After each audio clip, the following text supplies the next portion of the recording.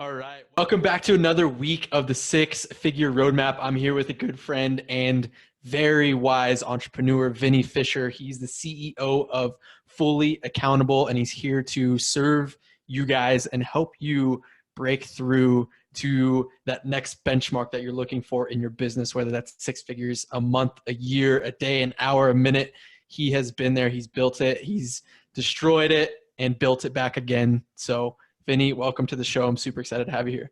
Hey Cam, thanks for having me, bud. I love everything you're doing. I love this community that you serve. I like this messaging of like getting that six-figure, build up right behind the mindset. So dude, I love you guys. I love supporting you guys. I love that we run around in the same world. So I'm like pro everything you guys do. So thanks for having me. I feel very honored and blessed. Absolutely. Much appreciation. Thank you for the kind words. We're glad to have you here because we've, like you said, we run in the same circles. We know the same people, and really what that has brought into, I think, both of our worlds has just been kind of the understanding of who the true action and doers are, but also with integrity, like the people who put service first, the people who put authenticity first. It's really been a blessing to be a part of the same network with you.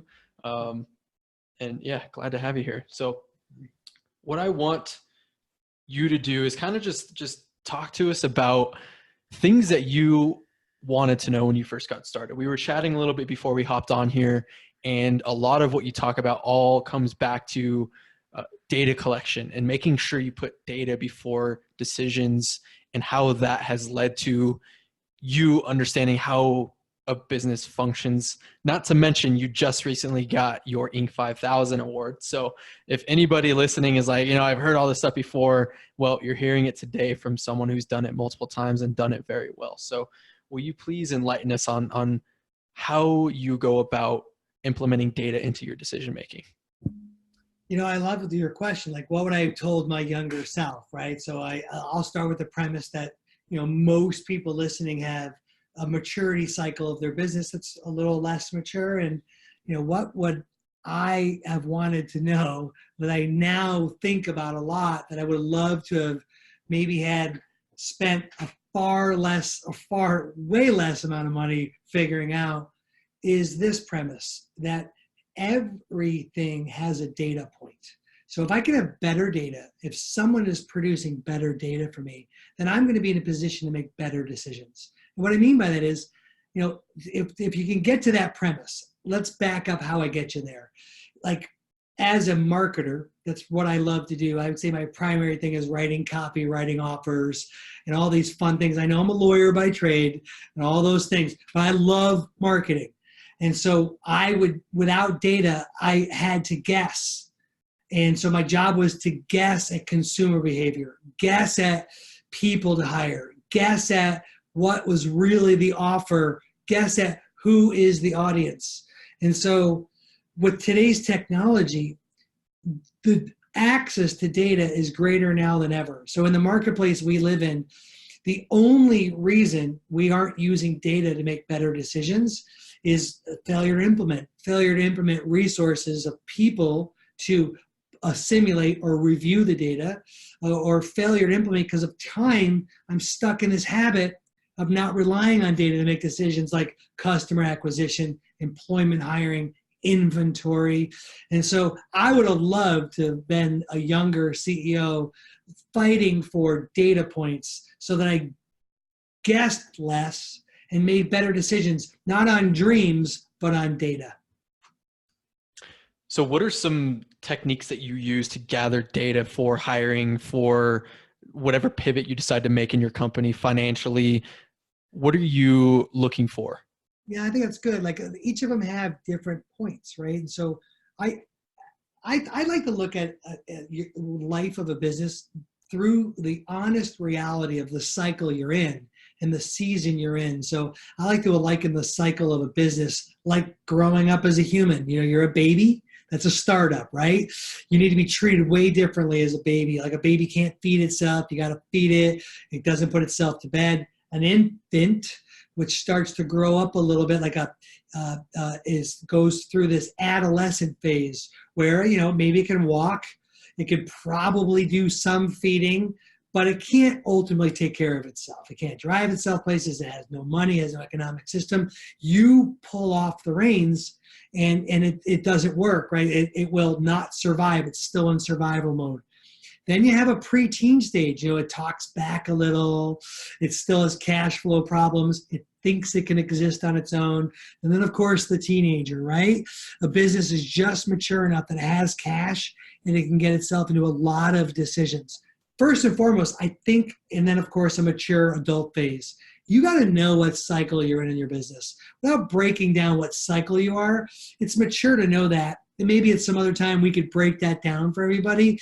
But I think it's if you can break down baby, adolescent, preteen, teen, and mature phase, and then of course death, right? You could see the cycle of what a business is in.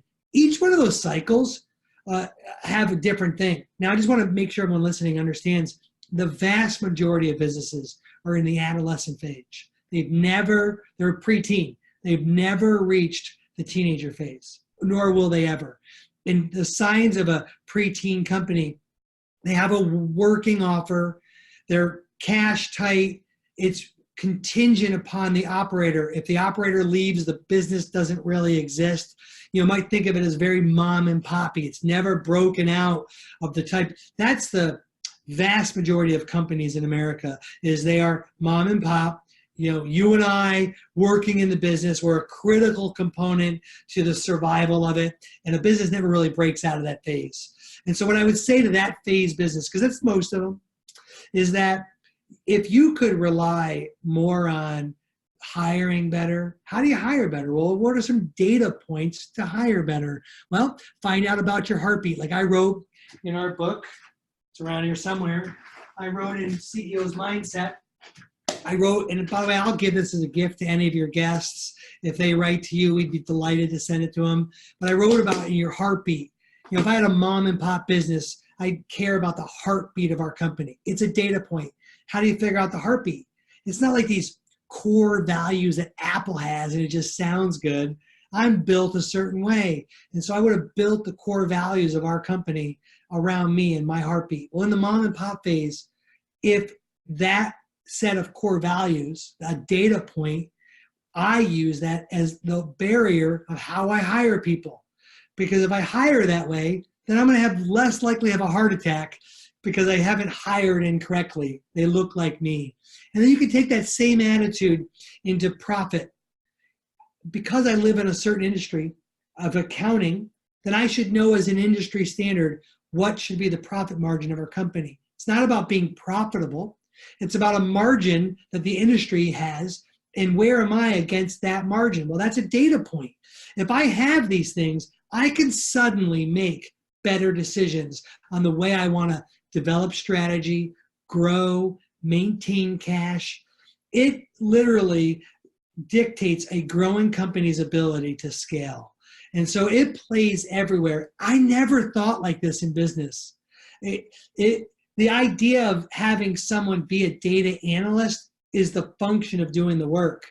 As a mom and pop, you might be your own data analyst, but if you don't believe that the idea of gathering data points is so important to growing the business, who does the work becomes irrelevant because you'll never get the work done. Who does it is a function of time and leverage. But this idea that you get data to make really good decisions isn't just about financials. It's about so many other areas, and we can keep picking on them. Partnership, employment, inventory, financials, systems. It plays in all core areas of your business. I'm super curious. I've always wanted to ask people like you and our mutual friend, Tony. This is a unique question that I've never asked before. One, how has technology benefited you as a business owner in your company? And how has it hurt you as a business owner in your company? Oh, that's great. I love that question. So I would say the way it benefits me is how it benefits everybody. That the barriers to entry of starting a business 20 years ago was a lot harder without the tech we have today. Right? So especially in the digital and e-commerce world, your barriers to entry are very low.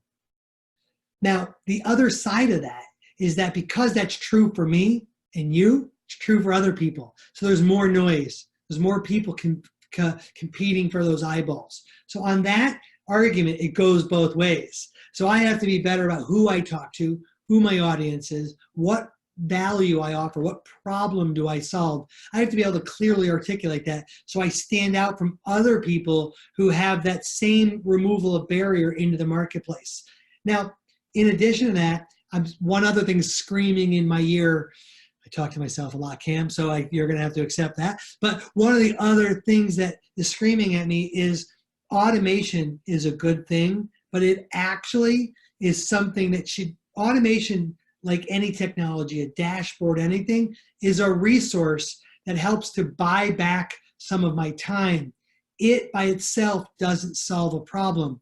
Unless the problem is time, then it's solving that problem. But a dashboard, just to pick on that, doesn't solve the problem of data analysis. I still need someone to read it, assimilate it, have an opinion about it.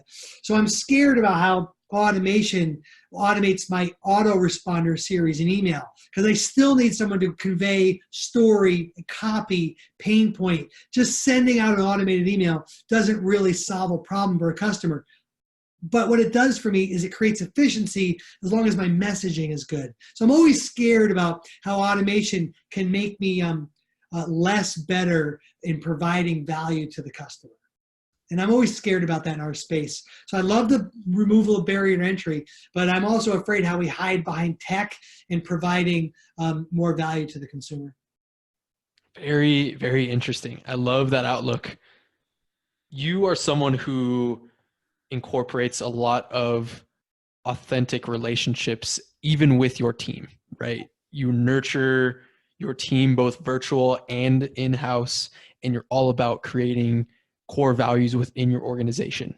For a business owner who is still in that infancy stage, how do they get around to start thinking about that stuff without the tangible team helping them grow their company? Because, the beautiful part is we have been gifted with a personality and a certain set of talents that we have. They're ours. They're unique to us. And so, on the back of my shirt, of this shirt I'm wearing, it just happens to be what I'm wearing today, and are our three values for our company: caring, committed, and competent. Those are our three core values. But if you actually go onto our website and you look under the About Us, about our core values, every description under caring describes me. Every description under committed describes me. Every description under competent describes my bias and opinion about those things. So when I talked earlier about having a heartbeat and who we are, the mom and pop business heartbeat is you. And so right now is the greatest time to go on a journey to figure out those things about you that matter. Because I'll give you a question. They'll just have it live. Let's do it right on the show. Who gets the most benefit of the doubt in your life? Me. You. And so if you know these things about you, like, you'll do it all the time. I always say, people are like, are you sure? I'm like, yeah. You'll say stuff like, oh yeah, I didn't get that done today, but I'll get it done tomorrow. But do you talk to your teammates like that? No, you're disappointed. Like, you said you were going to get it done. Why didn't you get it done? Or, oh, I didn't work out today. I'll work out tomorrow. You give yourself the benefit of the doubt constantly. Like, oh my gosh, I was 5 minutes late for that. I'm so sorry. I won't do that again. If we're honest and humble, we don't act like that with anybody else near to the level we act like ourselves with. So if that's true, then what you should do is go on a journey inward to find out what really makes you tick. Because the more you can find out about, things like, we can push into any part of our core values, and I can easily describe them as to why, then you'll find out quickly why there's no such thing as white lies, because it speaks to some critical thing within my caring component. Well, all of that, Cam, really has allowed us to be better at hiring people. We're not perfect at it, and we care about effort, attitude, ability, just like everyone else does. But the heartbeat of our executive team and everyone else down is because they look a lot like me, not in talent.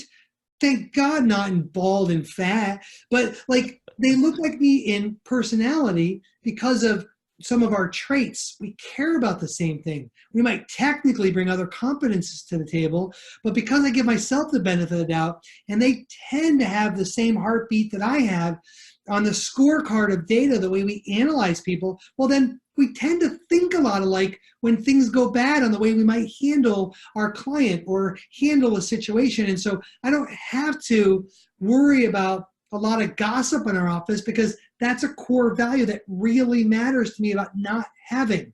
I don't have to worry about a lot of finger pointing, because I tend to really hate finger pointing. I don't have to worry about too many of our people taking all the success for it, because I believe that you should take most of the losses and let most of your community have the wins. And that is just resonates throughout our culture. And so that comes from you, Mr. Mom and Pop. Does that make sense? Yeah. Does that also transfer to the customers you attract? Yeah. I mean, early on, maybe you're just living in this like basic needs. You take a lot of customers you may not have taken. We can get in this survival mode where we have to be fed. You might think differently on your basic needs. If you're starving, you're going to think way differently about customer acquisition than if you're not starving. So to me, that's cycle of business. If you're really early on, you might try to take anybody that comes in the door, but later stage, you might have to cycle through improving who you work with, because you're no longer starving. I love that. You and others that I know, CEOs who are also in the Inc. 5000 branch, right, who are running successful 7, 8, 9-figure companies, it seems to me, and I could be wrong about this, that most CEOs are building their company first and then implementing the personal brand, right? I've seen the content you've just recently started creating, that has come after you've put in all the work to build your company. Am I right about that? Yeah, so I guess you're spot on. Now, there's some dents in that, and so I'm happy to point out the dents. One, first off, I am our chief brand ambassador. So, me getting out more awareness through a message where I'm speaking about it gives and shines more light on our brand. So I think it's a strategic thing to do when a business is capable of growing at a more exponential rate. Having that brand ambassador can only help speed that up. So strategically, that belongs there. And I think that's a really great answer. And I think it's right, technically sound. There's a couple dents that need to be honest about here too. During the early phase, I had a ton of friction as to whether or not I was a product guy building a service company. Was our messaging right? Was I fighting through, was I still a product guy? Was I really solving a problem? Was I clear about my audience? So I was living in a lot of friction where I don't think I would have been a very good brand ambassador. And also, I don't think we were ready to add that level of exponential growth. You'll hear me avoid the word scale a lot. I tend to think people who talk about scale are people who are very early in their businesses and they want to grow up. People who are a little more growth oriented, who are a little longer, recognize that scale can be a dangerous exponential aspect to growth. So it's funny who talks more about scale and who talks more about growth. Judgment free, I tend to think some of that nomenclature identifies where you are in some of your cycle. But regardless of that, I think that if you are out there being a brand ambassador and your company could only take 3 leads before it has a real issue, you might want to really consider whether or not you're doing it a favor of the character and reputation of your brand, and when you should time that. Overlay on top of that some of my own personal problems where I wasn't clear on our message. I might have been in the survival mode of starving and we weren't profitable and all that other junk mixed in there. So I don't know if there's a really honest, perfect answer to that, but I think we're doing it at the right time. Interesting. Your take on that compared to a lot of messages out there where personal brand is one of the first things that is pushed to create when first starting your company. It, like you said, could be detrimental if you can't handle the rapid growth. If you don't have all of the systems in place, if you're not tracking the correct data, it can really just break your business down. Well, I think about some of our earlier clients who don't really know this version of us. Some of those clients we uninvited to this team, some of them matriculated out, some of them uninvited us from the team. right? And during that early phase, as we figure out process and system and structure and team and kind of narrowing in who we work with and all that good stuff, well, we were a growing business. We hopefully didn't get too far ahead of our promises, but imagine pouring gas on the fire during that phase. Well, I think you trash your reputation, and then you have to undo a whole bunch of that.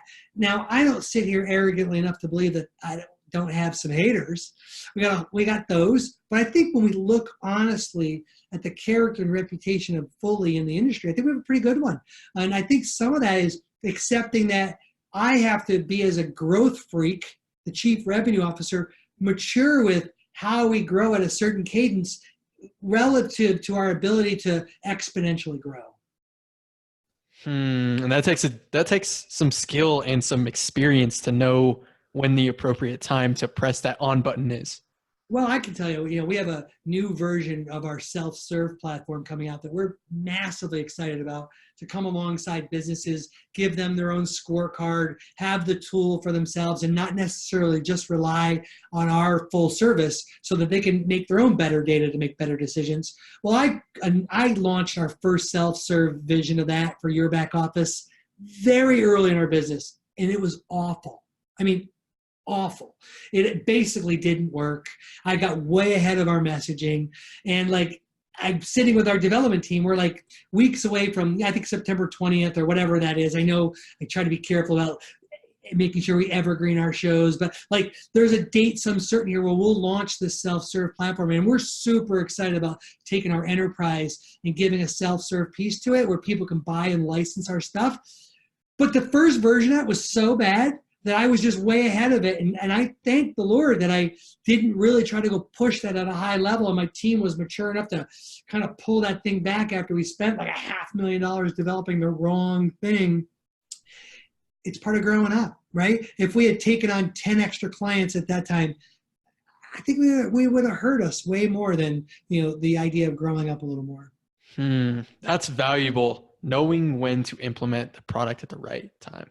Love it, Vinny. Or knowing to pull it back if you did it, like some of it, and being okay with saying no to some cash flow short term, because it might trash parts of your character, or maybe you're putting the joy of the dollars in front of you about then the value to the customer. And so a lot of that was going on. I have to be very honest about that and accept those dents. And it also was a great learning lesson with me and our team, that they would show they can see that they can stand for something and not just have Vinny be a bulldog to wanting something, and they can have an identity that's also massively important for our company. Incredible. Vinny, I want to ask you a series of quick fire questions to get to know you a little bit better, allow our audience to get to know you a little bit better. First one is, what is one non-negotiable habit you implement every day? For me, it's critical to get inside the Word. It's the best business book. So for me, that's the Bible. It's non-negotiable. I spend time with, my faith is important to me. My faith is not necessarily important to you. So I'm not here to kind of evangelize, but that's so critical to my heart that it's a non-negotiable. Another non-negotiable is some personal time alone, like literally quiet space where I can think, I can have room. I have some things that I would love to be non-negotiables, but they cycle in and out. Some of my personal health, like maybe exercise or eating habits, I might yo-yo on some of those things. But those first two are super critical to me. Besides the Bible, because you just mentioned that, what is one book you wish everyone in the world would read? I don't know. I have different ones. I think that right now I'm in a cycle of life where I don't think enough people are honest with the brutal reality of what they're in and have the hope and faith that it's going to work out. I think they have more of an optimistic view, which tends to be an overestimated view of what's going on, and they avoid the reality. So stuff like Viktor Frankel's Man's Search for Meaning, or Admiral Stockdale's kind of like imposter stuff about being a prisoner and having the Stockdale paradox where you are inside your brutal reality. I'm in that season of life helping young men like recognize that. So something I've read over and over and over is Man's Search for Meaning by Viktor Frankl. I'm also in the middle of probably, I don't know, fifth, sixth reread of Jim Collins' Good to Great, kind of that same stuff. But it's also the season of where I'm at. I could walk you through our library of things I like to read. I'm in this season where I'm rereading the things I like. I'm not necessarily looking for newer books to read. I am a voracious reader. But I'll tell you, the best business book I've ever read, and people don't take me up on the dare of it, is Get Into the Bible for Business Purposes. Jesus' principles, whether you believe in other things about him, was killer. How to deal with people, how to actually handle people. It just holds true. It's a great book. And a lot of the principles we get from my book, Robert Cialdini's Persuasion, which I love that book, by the way, all those principles come from a core principle or two that, we study every day. So to me, it permeates all the things I do. But I really do encourage one thing bigger than a book. I encourage business owners to be in continual process of personal development. Because the more you continue to develop and mature, then everyone that's following you is going to build off of that. A house built on a firm foundation, it won't fall. But a house divided on itself, it's going to fall. And most mom and pops, the leader has stopped developing. And that's a key indicator of why there has been a stagnation of the growth of their company. Oh, I love that. Man's Search for Meaning is on my nightstand as we speak. So love it. And he went through this brutal reality as a prisoner. And one of the things he discovered was this idea that people who would say, by Christmas, I'm going to get out of here as a prisoner. When Christmas came and went, and they didn't leave, they would give up hope. That happens of the way people coach all through life. If you see optimism come out that way, you're going to place your hope in something you may or may not control. Well, Viktor Frankl's advice would be, we don't place our hope in Christmas days. We place our hope in faith that I'm a prisoner, but someday I'm going to get out of here. And that type of recognition to your brutal reality as a business owner, as a dad, as a husband, will allow you to actually have the faith and hope to persevere through the trials that you're in, but you recognize you're really in one, as opposed to trying to avoid the reality and trying to live for an optimistic Christmas day. Oh, I love it. Get on that book, guys. On what do you like to spend your time and money outside of business? Well, I've got 4 children, right? So, they're just a wonderful continual whirlpool of sucking out all of our money. And so Deb and I are always paying I have 1 kid in college. I've got another one driving. So I feel like I have a parking lot of cars at my house. So I'm paying for a lot of food because 2 of those men are boys who are men eating like a furnace. So I got a lot of money going out on kids. Love it, not complaining, just being real about it. I spend a lot of money on myself. So Deb and I travel. I used to be a corporate and M&A lawyer doing work for business owners, and I'd see these men who were building up for a day, some certain in the future, their own Christmas day. And what happens is they might get there, and just before they might go on a trip or live for later, some illness for Mary and Ben would set in, and they'd never go. So I came home one day and I said to Debbie, my wife, we're not living like that. We're enjoying it now. So we travel, we leave the kids behind, we go do things for our relationship. So I really spend a lot of energy and time and money on personal experience over stuff. Maybe that shows up in the way I'm dressing, that's obvious. But I believe in experiences over stuff. Now, I got to have stuff because wifey likes having the nice house and all those things, and I'm thankful for that. Although I married a simple farm girl who could live with the stuff, she also enjoys having the nice apartment, right? So we have all the things with all the window dressings, but I tend to really go over the top on experiences and less on stuff. So you can easily talk me into going out to dinner and spending a couple hours getting into the depth of life. So I do that. And then also my own personal development. I'm in multiple masterminds. I travel into business experiences because the richness of everyone else's experiences and the uniqueness of them as a person, one, is great for business development, but two, I just love kind of people, and I'm intoxicated by the differences of them. So that growth is, maybe that's the poor kid in me, but I love it. I'm addicted to it. So those are the three categories where I spend most of my money. Awesome, Vinny. Thank you so much for sharing your wisdom and just being you. I love it. Do you have any last words of advice for the people listening? It takes twice as long as you believe to do anything. If you think it's going to be 30 days, decide now it's going to be 60, so that you don't make 30 days your Christmas day, that you decide that you're a failure at that thing. For development purposes, you're going to be an overnight success in 18 months. If you can lengthen out and with great maturity recognize things just take longer, you're going to give yourself some little bit of the benefit of the doubt. Keep pushing yourself. Push real hard. I push myself harder than anybody else I push. But I've also learned to give room for my team to recognize that I go faster than anybody else. I have to accept that things take longer. And gosh, I would have loved to have known that when I was sooner. I might not have blown one of our 8-figure businesses had I known that. So valuable. Vinny, for those who want to become a part of your world, possibly use your services, and just learn more from you, where do they find you? How do they get involved? Yeah, I'm real accessible. You can go to VinnieFisher.com. You can find me there. You can go to fullyaccountable.com. You can see we're real accessible there. Those are probably the two best ways. I'm very accessible on social media. I kind of live my life in a fishbowl. So you can find me, Vinnie Fisher, in all of kind of Twitter, Facebook, Instagram. Well, not so much Instagram. Someone else manages that. But in our LinkedIn profile, I'm really very accessible on all that. Beautiful, guys. I will link to Vinny all over the place in the show notes.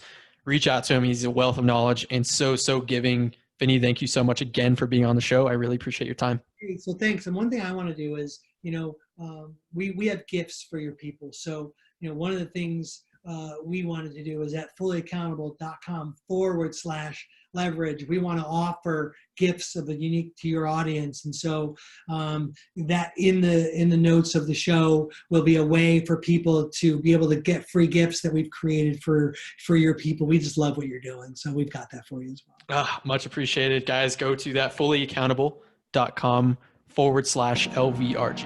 And you'll get all those free gifts and become a part of Vinny's world. Awesome. Thanks so much, Vinny. Thanks, brother. Thanks for having me. Cheers, everyone.